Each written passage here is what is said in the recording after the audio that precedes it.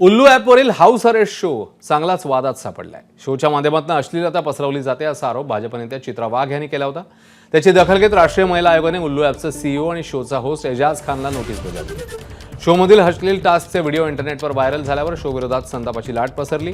याच प्रकरणात बजरंग दलाकडून कलाकार एजाज खान आणि उल्लू ॲपचे एमडी अग्रवाल यांच्या विरोधात आंबोली पोलीस स्टेशनमध्ये गुन्हा दाखल झालाय. शोमधून अश्लीलता पसरवली जात असल्याचा बजरंग दलाचा आरोप आहे. दरम्यान हाऊस अरेस्ट या वादग्रस्त शोचं स्ट्रीमिंग उल्लू ॲपकडनं थांबवण्यात आलंय. शोचे सर्व एपिसोड्स डिलीट करण्यात आले.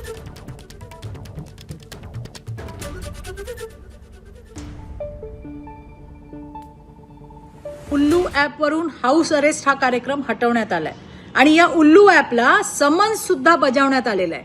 याबद्दल मी राज्याचे सन्माननीय मुख्यमंत्री आपल्या सगळ्यांचे लाडके देवाभाऊ यांचे मनापासून आभार मानते.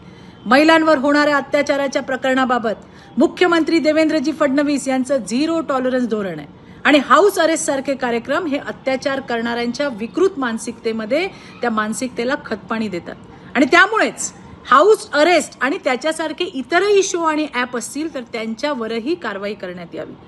महाराष्ट्र सरकार हे मनोरंजनाच्या नावाखाली चालू असलेला अश्लील आणि बिभत्स धिंगाणा खपवून घेणार नाही.